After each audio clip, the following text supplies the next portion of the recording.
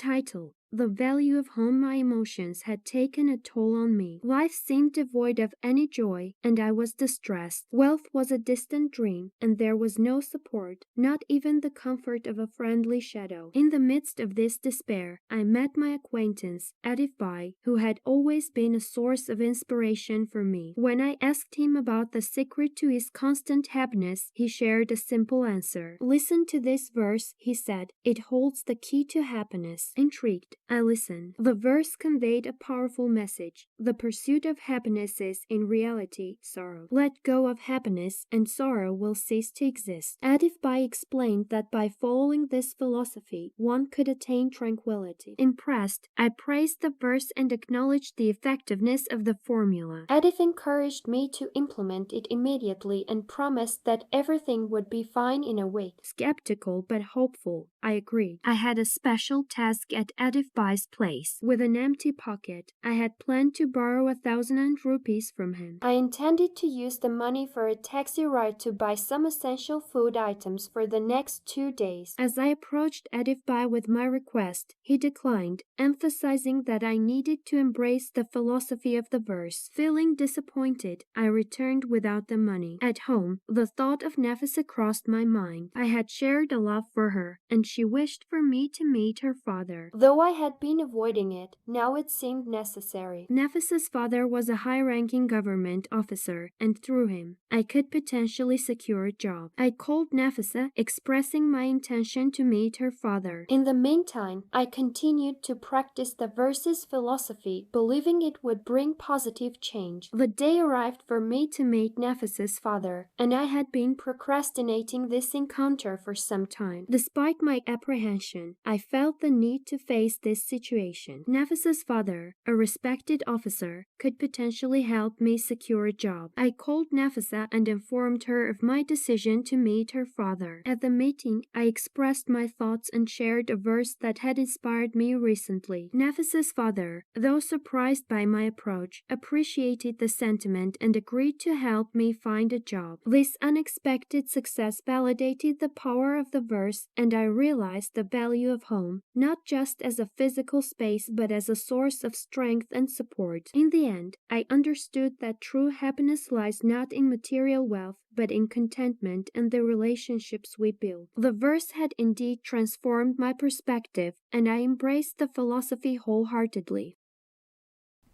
She said, "I've talked to the father. They're just waiting for your arrival. They are eagerly waiting for you. Go and meet them." Nafisa's father held a high government position. His demeanor was quite stern. I was hesitant when I approached him, but Nafisa insisted and sent me to his office. She had already spoken to her father about me. The next day, I dressed my best and went to meet him. He was in his room, with all his authority. "Come in, sir, come. Nafisa told me everything about you," he said. I couldn't think of much to say. I sat down politely as directed. It was the first time I was having such an intense interview. "You don't happen to be in love with my daughter, do you?" he asked, and I felt dizzy. I don't think any father has asked their potential son-in-law such a direct question. There was no need to be ashamed. Yes or no, I had to answer. "Love, sir? I really like Nafisa, and I will keep her happy no matter what," I said. I felt that our conversation hadn't progressed enough to discuss keeping her happy or not. He said, "I'm feeling dizzy again." "What do you do for a living?" he asked. "I'm looking for a job, sir. I hope to find employment soon," I replied. "And until then, will you keep my daughter hungry?" "No, sir, that question doesn't arise. Whoever eats himself will also feed her," I responded. "But if you don't have food yourself, how will you feed her?" "Don't worry about that," he said. "After marriage, Nafisa will be my responsibility. But until marriage, it's my concern, isn't it? And my concern is that I can't marry my daughter to an unemployed person like you." Those words pierced me. Nafisa was everything to me. Apart from deprivation, I hadn't found anything in life. No happiness. Now, even that was slipping away. I wanted to curl up and cry. And that's when I remembered Autisham's verse, "The pursuit of happiness is indeed sorrow." If you abandon happiness, you won't find sorrow either. My heart cooled down a bit. Nafisa wasn't the only one missing. There were other sorrows in the world besides love. Why should I become a prisoner to one? So, I let go of happiness. I informed Nafisa that I couldn't walk the path of life with her. She fell silent after some initial resistance. Perhaps she, too, realized that her father's decision was right. Now, the complexities of life were in front of me day and night. There was no food at home. I started preparing my meals. Otherwise, I used to eat out at nearby hotels. I reached the neighborhood store. The shopkeeper was pleased to see me, perhaps thinking I had come to repay his previous loan. "Tanvir Bhai, will the tea shop be open?" he asked. "It'll open in a moment," I replied. "I just need 2 kilos of flour, a kilo of sugar, and some cooking oil. Now, please." "Did you settle the previous bill?" "No, brother." "I'll take care of that with this purchase," I said. Suddenly, his demeanor changed. "Forget it, brother. Forget it. It's amazing. They didn't settle the previous debt and are coming for more credit. Have I become the only fool in this neighborhood?" "Go, brother, find another shop," he said, his frustration evident. Hearing his complaints saddened me. I had thought that if I could find some supplies, I'd cook meals for a few days. Again, Autisham's verse came to mind, "The pursuit of happiness is indeed you. If you abandon happiness, you won't find sorrow either." My pursuit of happiness had landed me in a dilemma. I returned without purchasing anything and felt no burden on my heart. At the doorstep, I saw Mr. Niatzi standing. Mr. Niatzi is an extraordinary person. Very polite and generous. He has always helped me. Seeing him, I felt like God had sent an angel at that moment. I remember Mr. Niatzi's support on several occasions. He had even provided me with an advance in the quarters I lived in. I went and lay down after meeting him. "How did you come here all of a sudden?" I asked.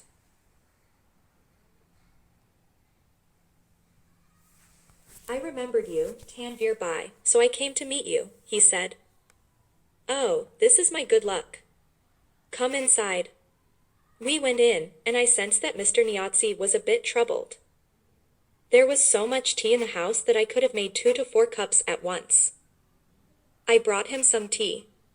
After a while, he said, "Tanvir Bhai, I'm in a strange dilemma." "You're okay." "What happened?" I asked. "Yes, this seems like a blessing, but there's a restlessness within me." "What kind of restlessness?" "Brother, the thing is, I help people, and it brings me joy. Today, when I left home with 50,000, it was for the same purpose.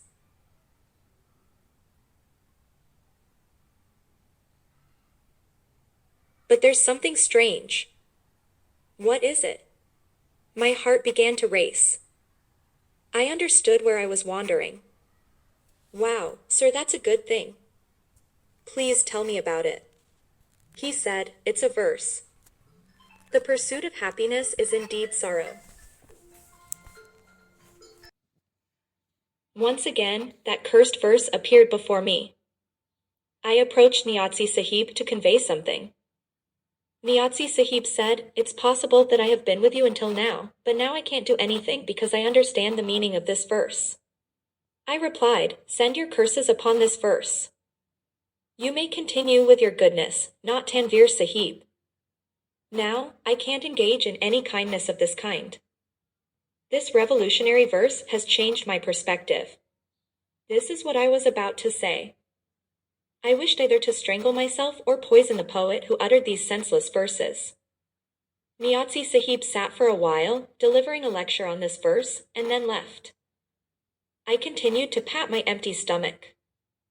Well, that day somehow passed.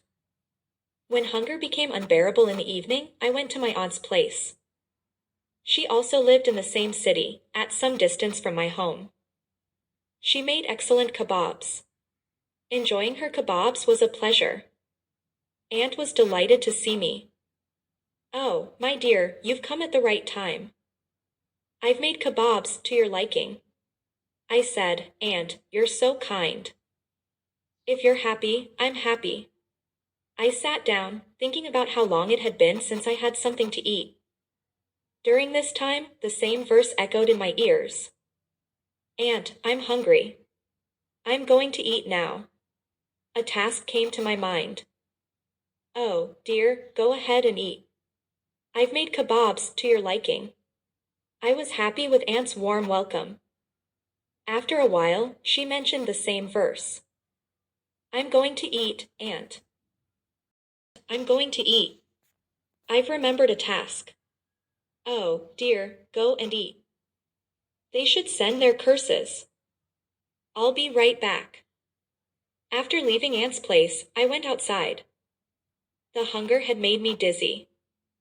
I took refuge under a tree and stood there. Someone called my name. Hey, where are you standing, Tanvir Sahib? I responded, Ismail Sahib, I'm fine. He took me to the hotel, ordered tea for himself, and got some biscuits. I was in no condition to order anything at the moment. There was a severe ache in my stomach. Oh, dear, you don't need tea now. Yes, I understand. I'm going to have tea. Ismail Sahib, go and sit there. He indicated towards the biscuits. No, Ismail Sahib, not at this time. There's something wrong with my stomach. Oh, sorry. If there's something wrong with your stomach, you don't need tea. Yes, fine. My dear nurse was approaching me. How are you feeling now? Who brought me here? Did they pick me up after you fainted? Weakness may have caused this. The doctor also thought the same. If you're okay, now, you can go, but whose fortune is this that he would stay there? Therefore, I stayed there, thinking about how this situation would pass. It was good that I lived in the village. I could have accepted Abba's words, gotten married, and escaped this situation. What if she was just metric pass? She hadn't gone bad yet. That's why I left the hospital and reached home 5 years later. I bowed at Abba's feet, who hadn't even made an effort to embrace his young son. Now it was time to pay the taxi fare, and home-cooked food was waiting on the table. Now this philosophy of joy and sorrow had left me stuck. After that, the same verse left my mind. Let's see, who will say something about this empty verse, and who will listen to it. Now, I'll live in peace with everyone in the house and plow the fields with Abba.